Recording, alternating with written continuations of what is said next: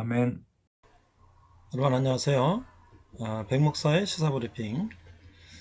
제가 이제 시리즈로 건국 대통령 이승만 박사에 대해서 몇 차례 브리핑을 하려고 합니다. 저는 초등학교를 60년대 말 70년대 초, 중고등학교를 70년대, 대학을 70년대 말에서 80년대 다녔습니다. 제가 초중고 대학을 다닐 동안 이승만 대통령에 대해서 배운 게 없어요.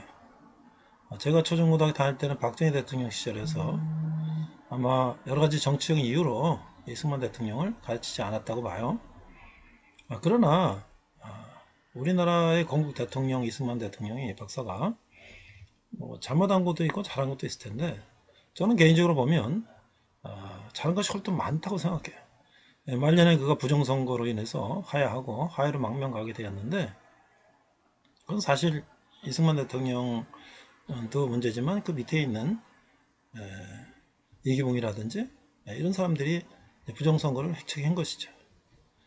그런데 여러가지 정치적인 이유로 인해서 우리나라 건국 대통령에 대해서 가르치지도 않고 오히려 그를 친일파라든지 친미파라든지 뭐 이런 식으로 이제 매도하는 것은 우리 대한민국의 역사를 왜곡되게 바라보는 것이다, 이런 생각이 들어서 제가 이제 유튜브라든지 책이라든지 이런 걸 통해서 다시 공부를 했어요. 공부를 해보니까 정말 이분이 정말 대단하신 분이구나 라는 생각을 했어요. 제가 책도 보고 유튜브도 보고 많은 걸 보니까 이승만 대통령에서 이제 정리한 걸 보니까 청년 시절 한성 감옥, 독립운동 시절 독립운동가의 2년, 반공국가의 탄생, 농지개혁, 교육혁명, 한미동맹, 4.19 혁명, 하이유패, 이런 식으로 이제 되는 거예요. 그래서 이걸 제가 하나씩 한번 같이 브리핑을 하려고 합니다. 그리고 그는 배적당에서 과거급제를 목적으로 공부를 했지만 갑오개혁으로 인해서 1894년 이제 과거제가 폐지되니까 그건 영어배우로 배적당 갔었고, 그 다시 선교사의 도움으로 미국에 가서 조지 워싱턴 대학, 하버드 대학 석사, 프린스턴 대학 국제정치학 박사를 했던 이런 놀라운 그의 그것도 나이가 적은 나이도 아니고 30대에 가서 그렇게 했다는 것도 대단한 거고요. 그 다음에 그의 어떤 정치적인 그런 능력, 여기 메가드 장군과 오랫동안 교분을 맺어오면서 6.25 때 우리나라를 지키도록 유엔군을 참여시키도록 유도했던 거라든지, 또 감옥에서 그가 독립정신이라는 책을 통해서 우리 대한민국의 앞으로의 그 청사진을 그렸다는 거, 대단한 거죠. 당시에 우리나라 사람들이 자유, 자주, 독립 이런 것들을 구체적으로 어떻게 해야 되는지 그림이 없는데, 그는 옥중에서 5년 동안 동서고금의 많은 책들을 공부하고 특히 서양의 민주주의 국가들을 공부하면서 우리나라를 어떻게 자유민주주의 시장경제에서 이렇게 대한민국을 세워야 되는가, 이런 것들을 정리한 책인데요. 이런 책도 우리가 공부하고, 재팬 인사이드 아웃이라는 책은 일본의 가면을 벗긴다. 그래서 일본 천황주의가 뭐냐, 천황 전체주의가 뭐냐, 일본 제국주의는 뭔가. 그들은 사실 우상, 천황이라는 우상을 섬기는 하나의 집단인데, 그들은 결국 그 천황 신을 믿는 그들은 세계의 해가 될 수 있다, 특별히 미국의 상당한 도전이 될 수 있다 라는 것을 2차 세계대전에 일본이 진주만을 공습하기 전에 그 박사학위 논문에서 밝힌 것을 미국 조야들은 전혀 예상을 못했죠. 미국과 굉장히 친한 사이였기 때문에. 그러나 일본이 이렇게 돌변한 것들에 대해서 그 배경이 무엇인가, 그 저변에 무슨 생각을 갖고 있는 것인가, 이런 것들도 이승만 대통령의 그 기독교적인 입장, 또 그 국제 정책적인 입장, 특히 한일 관계 입장에서 논술한 것이죠. 펄벅 대지라고 하는 노벨 문학상 받은 펄벅에서도 서문에서 추천사에서 전율을 느끼는 책이다, 이렇게 소개를 했죠. 그 다음에 이제 농지개혁이라든지 이런 우리 국민학교, 지금 초등학교라고 그러죠, 의무교육이라든지 이런 것도 우리가 하나씩 공부하면서 올해 다시 건국 대통령 이승만 대통령을 박사를 다시 한번 돌아보는 그리고 오늘날 우리나라가 지금 어떻게 돌아가고 있는지를 한번 비교해서 보는 것이 오늘날 우리가 이 대한민국을 바라보는 시각을 어떻게 가져야 될지 한번 정리하는 그런 시간을 가져보고자 합니다. 이상 백목사의 시사브리핑이었습니다. 자, 제가 창세기부터 다시 말씀을 전하고 있는데요. 오늘은 이제 세 번째 시간으로서 모세오경 세 번째 이삭과 야곱의 이야기를 나누도록 하겠습니다. 오늘 먼저 본 말씀은요. 창세기 28장 10절로 14절을 제가 한글과 영어 NASB로 한번 읽어보도록 하겠습니다. 한번 자막을 보시면서 같이 한번 따라 보시면 되겠습니다. 28장 10절 야곱이 브엘세바에서 떠나 하란으로 향하여 가더니 11절 한 곳에 이르러는 해가 진지라 거기서 유숙하려고 그곳에 한 돌을 가져다가 베개로 삼고 거기 누워 자더니 12절 꿈에 본즉 사닥다리가 땅 위에 서 있는데 그 꼭대기가 하늘에 닿았고 또 본즉 하나님의 사자들이 그 위에서 오르락 내리락 하고 13절 또 본즉 여호와께서 그 위에 서서 이르시되 나는 여호와니 너의 조부 아브라함의 하나님이요 이삭의 하나님이라 내가 누워있는 땅을 내가 너와 네 자손에게 주리니 14절 내 자손이 땅의 티끌같이 되어 내가 서쪽과 동쪽과 북쪽과 남쪽으로 퍼져나갈지며 땅의 모든 족속이 너와 네 자손으로 말미암아 복을 받으리라. 자, 우리가 너무나 잘 알고 있는 말씀이죠. 야곱이 잠자다가 돌베개 잠자다가 천사가 하늘로 오르고 내리는 것을 봤던 모습인데 영어 성경에 이렇게 되어 있습니다. 10절 Then Jacob departed from Beersheba and went toward Haran. 11절 And he came to a certain place and spent the night there because the sun had set. And he took one of the stones of the place and put it under his head and lay down in the place. 그래서요 잠을 잤는데 12절 And he had a dream and behold a ladder was set on the earth with its top reaching to heaven. And behold, the angels of God were ascending and descending on it. 천사들이 막 올라갔다 사닥다리 올라갔다 내렸다 하는 거예요. 3절 And behold, the Lord stood above it and said. 말씀하셨어요. 하나님께서 I am the Lord, the God of your father Abraham and God of Isaac. The land on which you lie, I will give it to you and to your descendants. 아브라함과 이삭이 하나님께서 너희 후손들에게 말씀하신다. 14절 Your descendants shall also be like the dust of the earth, and you shall spread out to the west and to the east and to the north and to the south. 동서남북으로 퍼져나가고 and you and in your descendants shall be all the families of the earth be blessed. 너와 너의 자손들이 이 땅에서 축복받을 것이다. 그래서 어떻게 됐습니까? 야곱의 이름이 이스라엘이 되고 그 이스라엘 사람들은 축복받아서 전 세계에 퍼져서 복을 받고 있는데 그런데 어땠어요? 그들이 예수님을 부인하기 때문에 지금 고초를 겪고 있죠. 그들은 선택받은 백성이었는데 그러므로 말미암아 우리 같은 한민족은 아브라함의 육적인 자손은 아니지만 우리가 예수 믿음으로 영적인 자손이 돼서 그 복을 누리고 있지 않습니까 지금? 자, 그러면 오늘 우리가 이삭과 야곱의 얘기를 좀 나눠보겠습니다. 22장에 보니까 아브라함이 100세가 되던 해에 그 약속을 주신 지 25년이 지나서야 이삭을 태어나게 하셨다. 그 어렵게 허락하시고 또 그 유일한 아브라함의 적자라고 하시면서 어느 하나님 아브라함에게 그 이삭을 제물로 바치라고 명령하신다.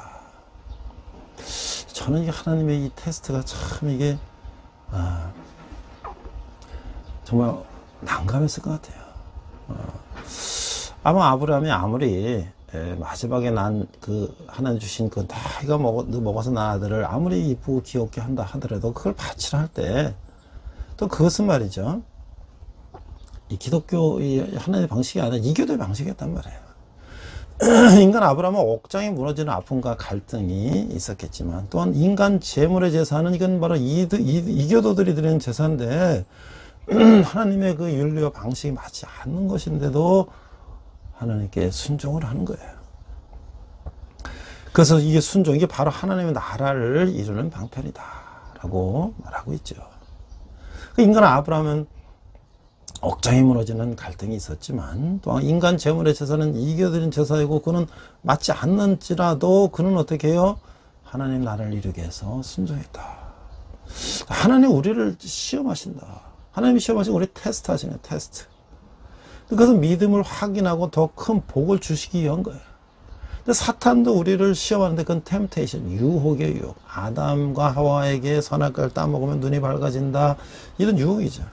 그래서 그것은 언제나 하나님을 배반하게 되면서 죄를 범하면 어떻게 돼요?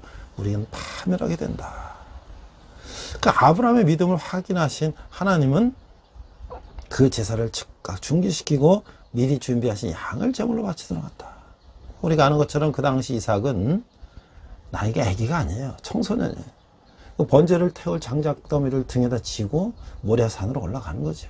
그런데 평소와 달리 양도 없이 올라가는 모습을 보면서 이삭은 무슨 생각을 했을까요? 오늘은 내가 제물이 되는가라고 할 수 있었을 거예요. 그러나 그건 도망치지 않고 끝까지 아버지에게 꼭 묻고 달라고 얘기를 하는 그런 믿음을 또 대를 이어서 보여줬죠. 자, 그래서 이제 여호와 일에 하나님께서 준비하신 양을 통해서 이제 아브라함의 믿음을 보시고 이삭 대신에 그 양으로 제물을 바치도록 합니다. 그래서 이런 하나님을 22장에서는 여호와 일에, 즉 미래를 늘 준비하시는 하나님이라고 불렀다 하는 것이죠. 그렇습니다. 하나님은 우리의 미래를 늘 준비하고 계시는 거예요. 그 하나님이 준비하심의 복을 누릴 수 있느냐 하는 것은 바로 우리 믿음에 달려 있다고 하는 것이죠. 왜냐하면 축복은 조건부로 오기 때문이라고 하는 거예요. 자, 이제 이삭 이야기로 넘어가겠습니다. 이제 오늘의 본론 이삭과 야곱이죠. 자, 아내 사라와 이제 사별한 아브라함은 140세에 마지막 할 일은 하나님 나라의 회복의 과업을 이어갈 이삭에게 신부를 구해서 결혼시키는 것이에요. 아브라함이 이삭의 신부를 구하는 일에도 하나님의 인도하심을 믿고 순종하는 모습을 보였다고 하는 것이에요. 이삭의 신부 리브가는 이 나홀의 성 하란 출신으로서 이 부두엘의 딸이었다. 리브가. 우리는 이제 이 히브리 발음 리브가인데 영어 발음은 레베카지, 레베카. 이 성경은 이 리브가는 매우 아름답고도 정숙한 여인이었다고 이제 말하고 있어요. 물을 길러 왔다가 아브라함의 종에게 마실 물을 주고 서둘러 낙타에도 물을 먹이는 그녀의 모습은 성실함과 친절한 성품을 가지고 있었다 라고 알 수 있죠. 한편 이삭과의 혼인 이사를 묻는 아브라함의 종과 가족들 앞에서 리브가는 결단성 있는 태도를 보인다. 가겠습니다. 그녀의 그 결단과 이제 이삭과 결혼하겠다는 결심을 통해서 이제 이스라엘 조상 12지파가 이제 생기는 것이죠. 자, 그런데 그 이삭은 때로는 무능한 일이었다. 자, 이삭은 아버지 아브라함이 모리아산에서 자신을 칼로 잡으려고 했을 때 매우 중요한 역할을 했었죠. 그러니까 하나님께 온전히 순종해야 한다는 교훈을 배웠다고 하는 것이죠. 그러나 이삭은 쌍둥이 아들 에서와 야곱이 태어났을 때 하나님께 온전히 순종해야 한다는 것에 대한 교훈을 완전히 잊어버린 것 같아요. 그는 큰 자는 어린 자를 섬기라. 창세기 25장 23절에 하나님의 말씀을 들었어요. 하나는 이 말씀에서 형 에서가 아닌 동생 야곱에게 축복하라는 가르침을 이미 주신 것이에요. 그러나 그는 그 말씀에 귀에 기울이지 않았어요. 하나님은 그가 누구를 선택해야 하는지에 대해서 분명히 말씀하셨지만 그는 에서를 더 좋아했어요. 자, 물론 하나님의 말씀은 당시 관습과는 맞지 않을 수도 있죠. 왜? 당연히 장자에게 축복권과 상속권을 주는 것인데 하나님은 이 차자인 이 둘째에게 주라고 했으니까. 그러나 이삭은 하나님이 인간적인 관습에 매이지 않는 분이심을 잘 알고 있었어요. 이삭은 한 가문의 지도였지만 무능한 지도자였다라고 하는 것이에요. 이삭의 그릇된 판단은 집안의 모든 사람들에게 새로운 이게 파행적인 행동을 초래하게 됐다. 그래서 아내 리브가는 작은 아들 이 야곱이 복을 받도록 그런 계획을 또 세워야 되겠다는 것이죠. 그 결과 야곱은 에서로 변정해야 됐으며 에서는 소리 높여 울며 축복해달라고 애걸해야 됐다는 거예요. 그 이삭의 왜곡된 가치관이 그의 집안을 풍비박산으로 만들었다고 하는 것이에요. 이게 27장의 이야기입니다. 이삭은 자신이 소화하는 가치관을 수정해야 됐지만 그렇게 하지 않았어요. 무능한 리더십에 따르는 가장 큰 비극적 하나가 그를 따르는 사람들에게 미치는 좋지 않은 결과라고 하는 거예요. 영적인 지도자의 가치관이 하나님의 가치관과 다르다면 하루속히 수정되고 조정되어야 된다. 만약 그렇게 하지 않는다면 그 공동체에 속한 사람들이 전혀 다른 계획으로 반응하게 된다고 하는 것이에요. 자, 여기서 우리가 한번 이제 이 배우자를 위해 자녀의 배우자를 위한 강청 기도라는 우리가 이야기를 좀 하고 싶어요. 제가 이제 신혼 때 이제 젊은 나이에 이제 젊은 이제 남전도회 회장하고 그럴 때 뭐 여전도에는 이제 여성들이 나오니까 이제 남자들 안 나오거나 이런 경우가 있고 또 어떤 경우는 남자는 나오는데 여자들 안 나오는 경우가 있죠.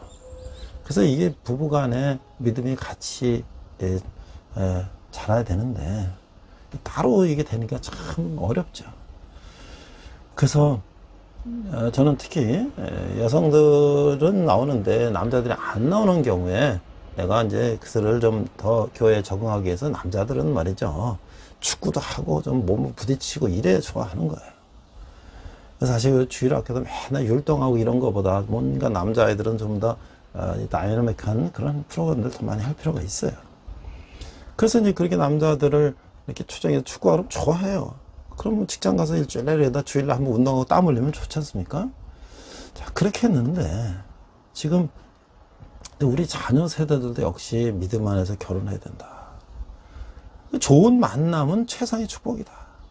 좋은 만남을 통해서 인생의 길이 열리기 때문이다. 하나님 만남을 통해서 역사하신다고 하는 거예요.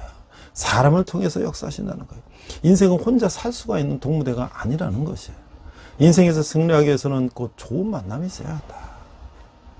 야곱이 외삼촌 라반의 집에 갈 때 가졌던 가장 중요한 관심은 배우자를 만나는 것이다. 야곱이 이제 어머니 리브가가 외삼촌 라반에게 가서 이제 딸을 얻으라고 얘기하지 않습니까?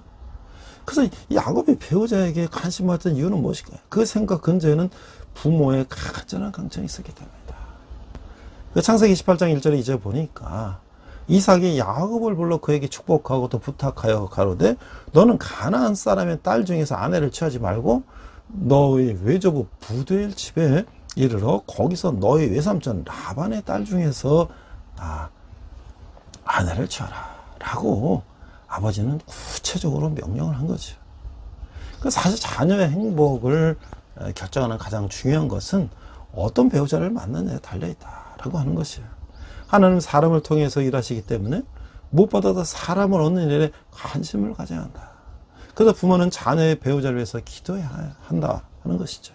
그리고 일정한 안내를 해줘야 된다.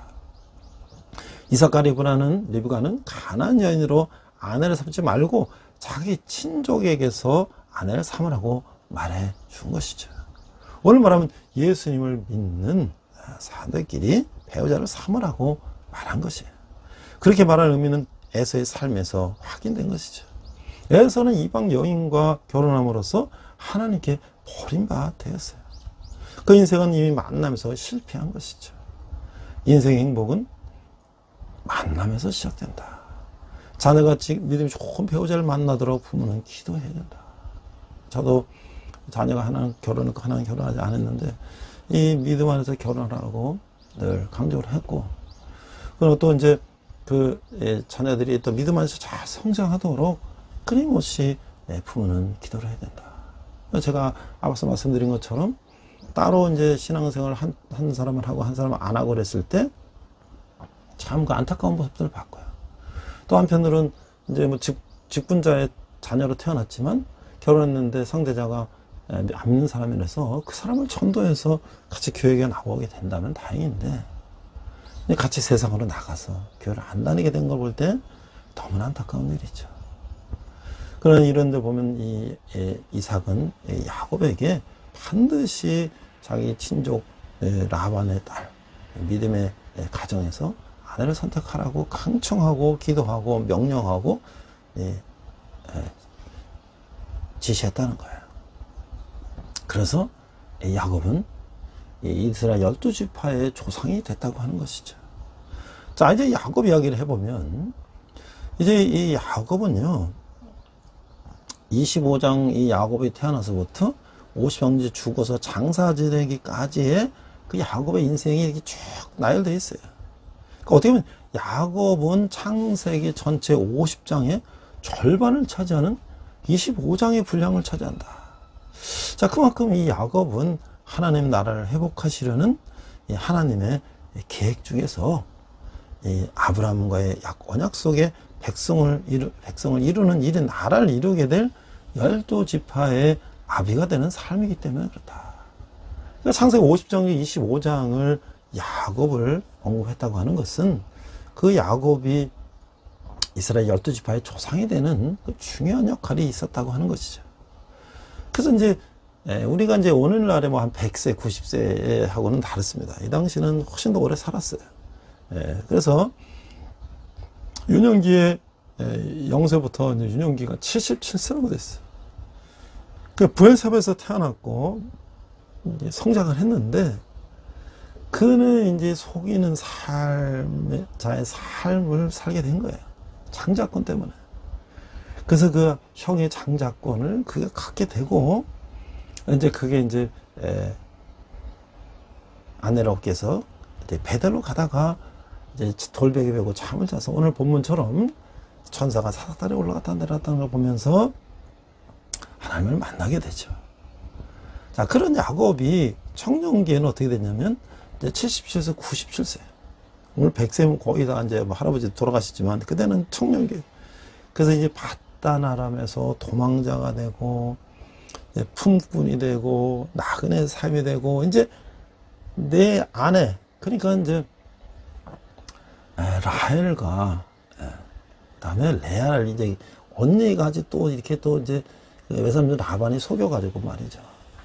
그러니까 이제 야곱은 그에서 형의 장자권을 얻기 위해서 파축으로 이제 그걸 또 이제 결국은 뺏게 되는데, 자기는 또 외삼촌 라반에 가서 자기가 사랑했던 라헬과 결혼하기 위해서 7년을 고생을 하는데, 첫날 밤에 언니를 침실에 집어넣어가지고 결국은 2배를 일을 하고 2딸과 결혼하게 되는 거죠. 근데 거기 또 여종들까지 있잖아요. 그래서 4여인과 결혼하게 되면서 12아들을 얻게 되는 거예요. 근데 이 야곱이 농사 지은 거나 야곱이 양을 기르는 것마다 하나님 축복을 주셔서 이제 부자가 됐어요. 그래서 이제 이는 다시 이제 장년기로 이뤄서 자기 고향으로 가야 되겠다. 그래서 이제 이 야복강 사건이 있지 않습니까? 그 야복강에서 이제 건너가면 에서 형이 자기를 죽일지도 모르니까 그냥 거기서 기도할 때 천사가 나타나고 천사를 다리를 붙잡고 막 늘어져서 결국은 이 정강이뼈가 부러지는 천사가 그냥 뿌리치면서 그런 사건까지 일어났고, 그래서 그런 이제 세겜 사건이라든지 그런 사건을 이제 맡게 되는 것이죠. 자, 그래서 이제 이 노년기는 또 어떻게 돼요? 이제 자식이 이제 팔려가고 말이죠. 그래서 또 거기서 또 상봉을 하게 되고, 정말로 이 야곱의 인생이라고 하는 것은 정말로 파란만장한 그런 인생이다. 그렇지만 그 가운데서 그가 하나님께 매달렸을 때 하나님 인도가 하나님 이겼다. 이스라엘. 그래서 이스라엘이라는 이름을 이제 받게 되고 이스라엘의 르벤이라든지 시몬이라든지 레위라든지 그 모든 이 12지파의 조상이 되는 것이죠. 자, 야곱이 에서의 장자권을 빼앗고 그 보복을 피하기 위해서 피난길을 떠날 때 그는 젊은이가 아니라 적어도 77세 되는 장년이었다. 창세기 47장 9절은 야곱이 애굽으로 떠날 때가 130세였다 라고 하고 있어요. 요셉이 애굽으로 팔려갈 때는 요셉은 17살이에요. 이 감옥에서 추록해서 바로에게 나타난 것은 30살 때였다. 그렇다면 종으로부터 13년을 지냈다는 뜻인데 그 7년의 풍년이 지나고 2년째 흉년이 들었을 때 야곱이 애굽으로 왔으니까 요셉은 39살쯤 됐다. 그 다음에 야곱의 나이는 거의 91세 때에 요셉이 태어났다고 하는 것이에요. 우리가 다음 주에는 이제 요셉의 얘기를 할 것인데, 이제 창세기 3장 25절에 보면 요셉이 태어났을 때가 야곱이 아내들을 위한 14년의 수고를 끝냈을 때예요. 그 야곱이 피난길에 오르며 자신의 길을 가기 시작할 때는 그 나이 77세였다. 그래서 이 야곱의 인생의 쭉 여정을 보면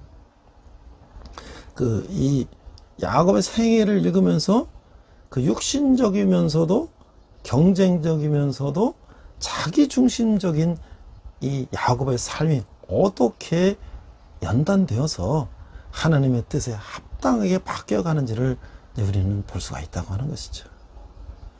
무엇보다도 그 초기 신앙의 모습은 조건부 신앙이었을 것이다 라고 하는 것이에요.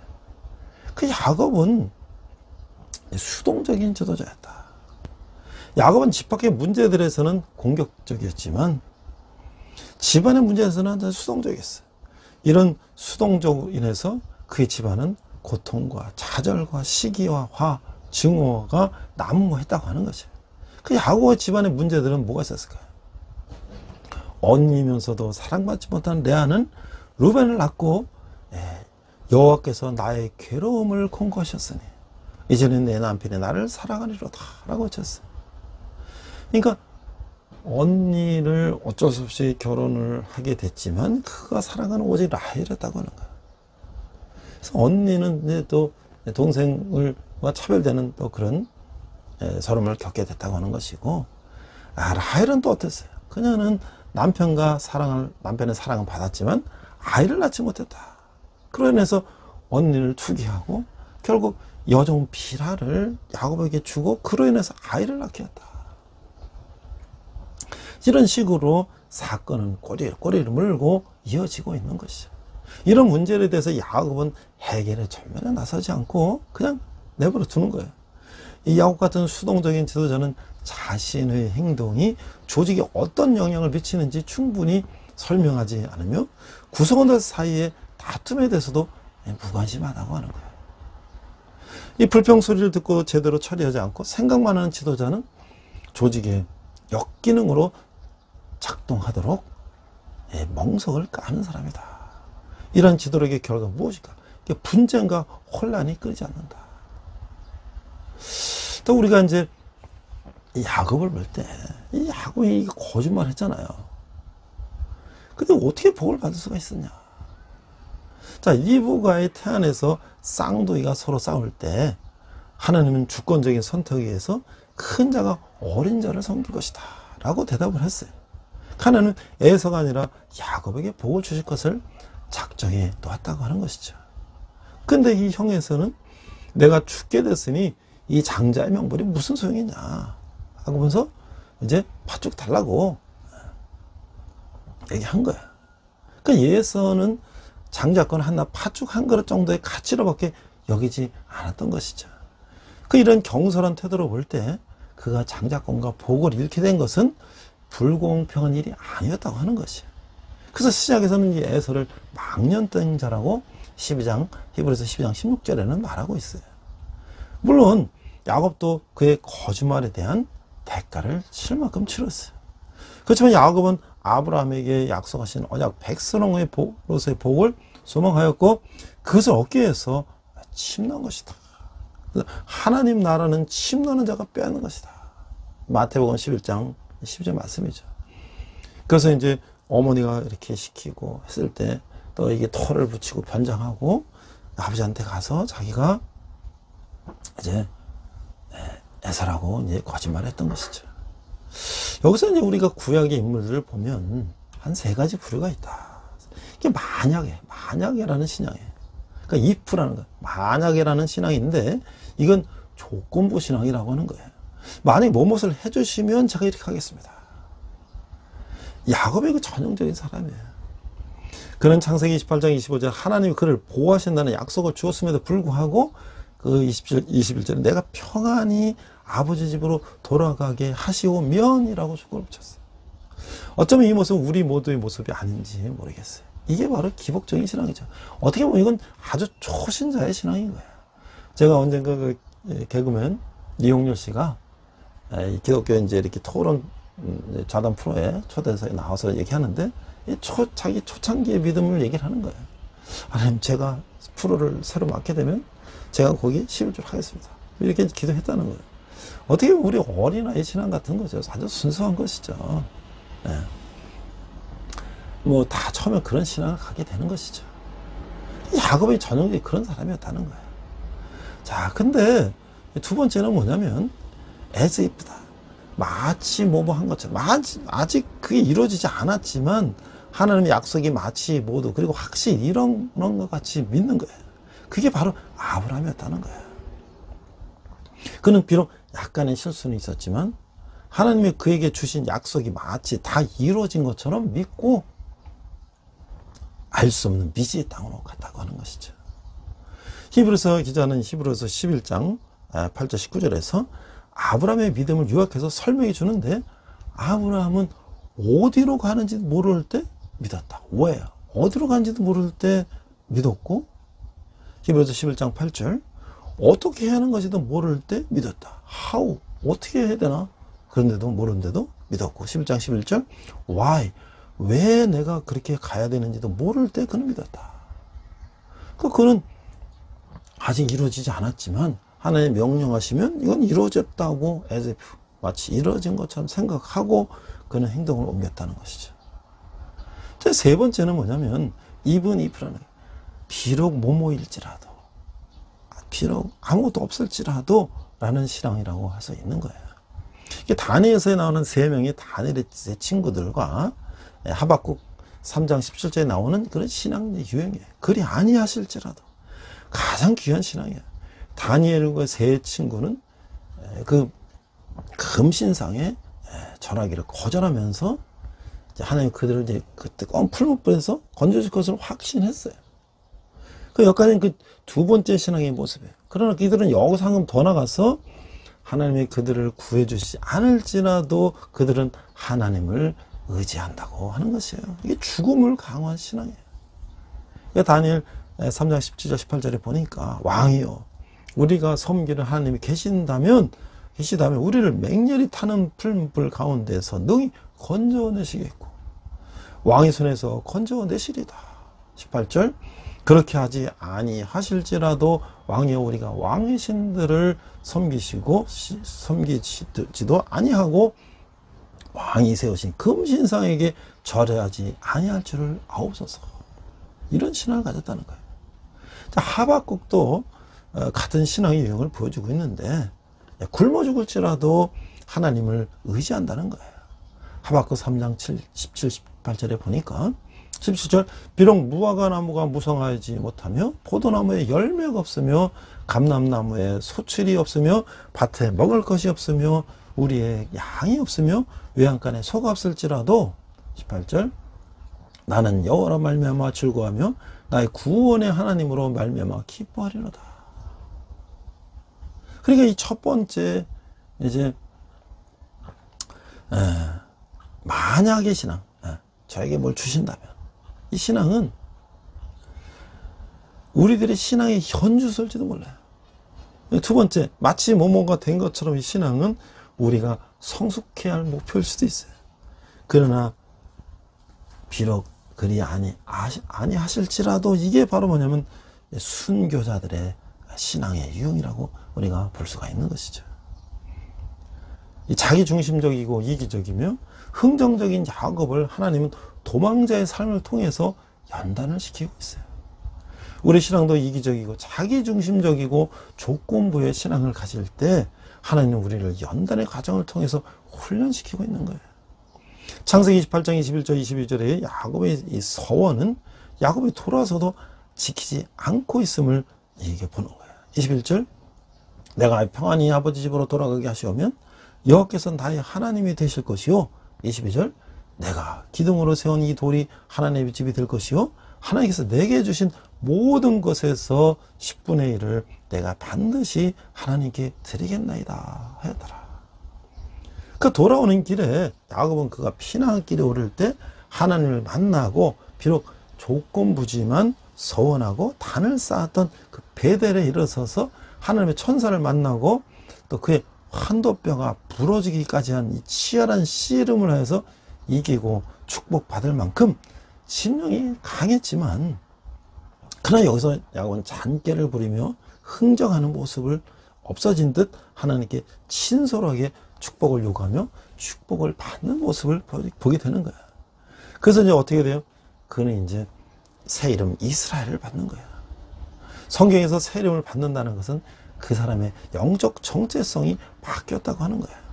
그러나 창세기 33장 34절에서 에서를 만나는 과정에서 야곱은 이스라엘이 아니라 옛 야곱의 모습으로 돌아가는 것을 볼 수가 있어요. 그래서 그는 딸 디나가 강간당하는 일을 통해서 가정에 비극을 겪은 후에야 하나님의 베델로 돌아가라 라는 음성을 듣는 것이죠. 이 35장 1절이에요. 하나님은 야곱이 도망 다닐 때 베델에서 서원한 것을 상기시키는 것이에요.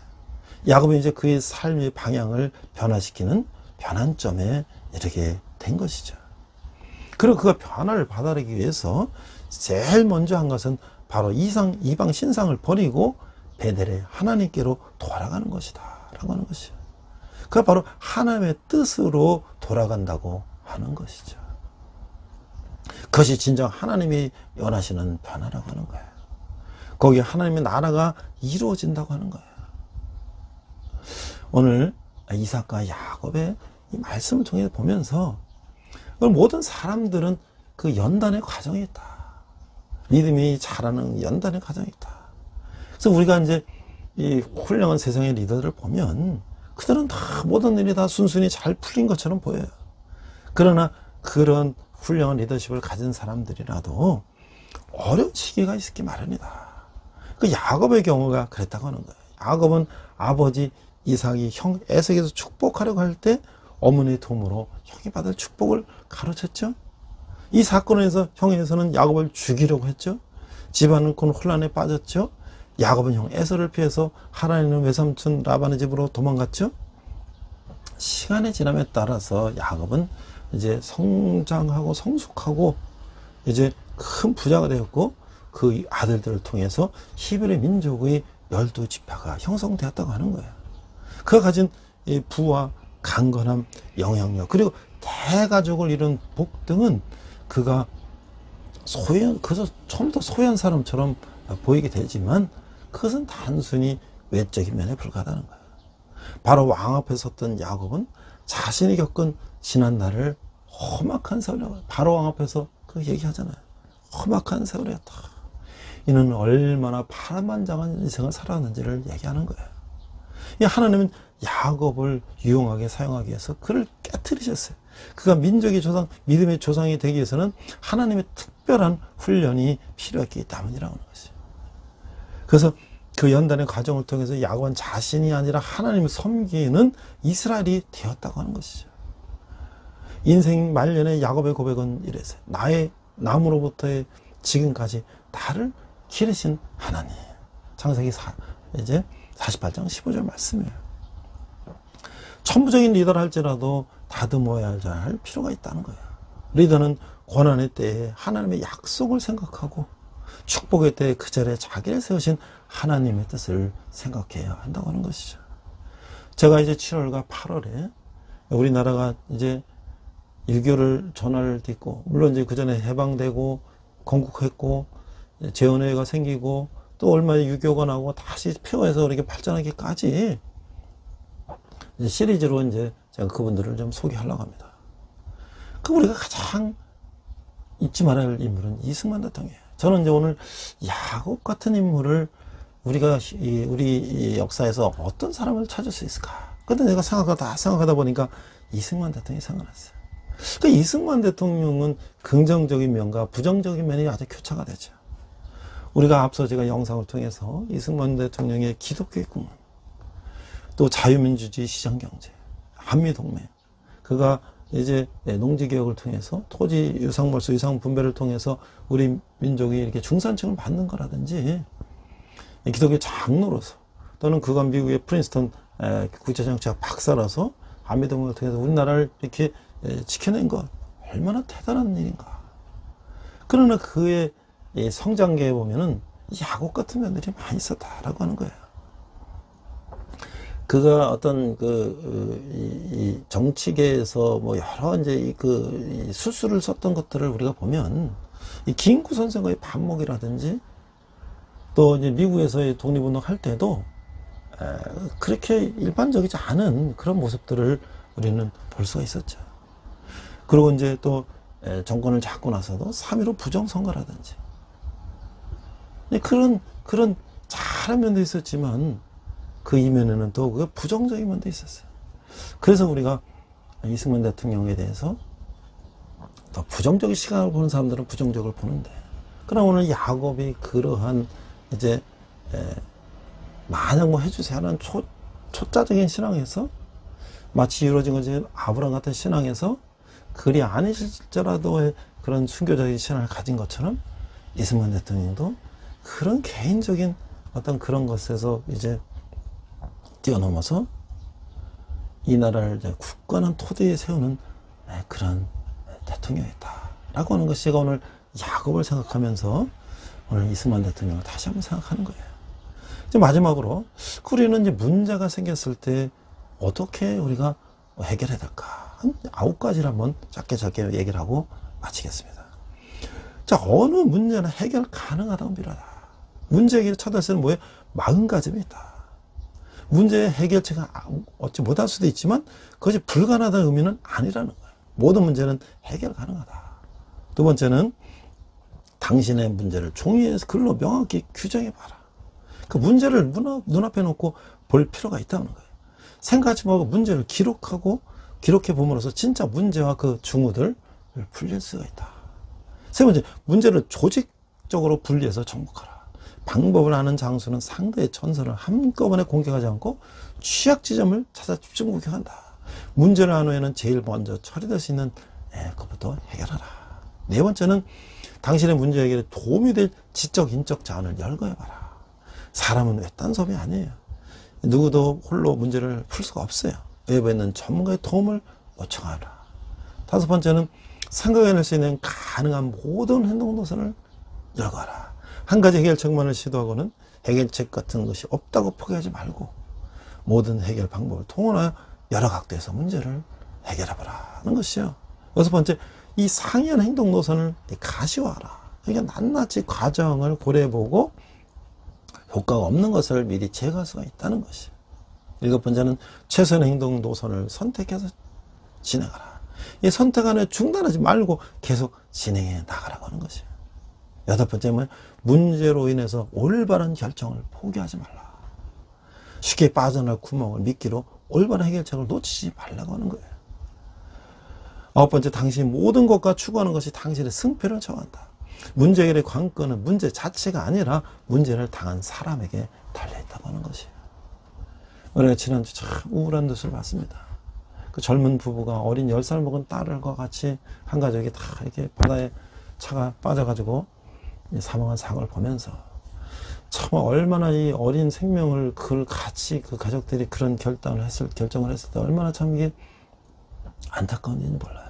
그러나 저는 한편 생각했어요. 그 젊은 나이에 아무리 빚이 많다 한들 그 젊은 나이에 그 딸을 보고 아내와 남편이 어떤 일부터 밑바닥에 다시 시작한다면 그들이 그렇게 허망한 선택을 할 수 있었을까? 그건 결국 믿음이라고 하는 거예요. 이 믿음이 있다면 우리가 아무리 절망 가운데 있어 그리 아니하실지라도 우리가 그것을 극복할 수가 있는데, 믿음이 없으면 모든 것을 포기하고 좌절한다고 하는 것이에요. 오늘 우리 이삭과 야곱을 통해서, 또 아브라함을 통해서, 우리가 다음 주에 볼 요셉을 통해서, 그들은 정말 저 밑바닥까지 갔지만 그는 하나님을 믿고 그는 그들을 극복해 나갔다고 하는 것이에요. 이 세상에 많은 훌륭한 리더들이 다 잘 나갔냐? 아니에요. 그들은 그 밑바닥까지 갔지만 그들은 다시 그것을 헤쳐나갔다는 것을 우리가 다시 한번 생각하는 저와 여러분 되시기를 주님의 이름으로 축복합니다. 기도합니다. 하나님 아버지, 은혜를 감사합니다. 오늘 이삭과 야곱을 통해서 그리 아니하실지라도 우리가 하나님을 믿으며 이 어려운 경제 상황 속에서도 우리가 승리하는 저희들 되게 하여 주시옵소서. 감사드리며 예수님 이름으로 기도했습니다. 아멘.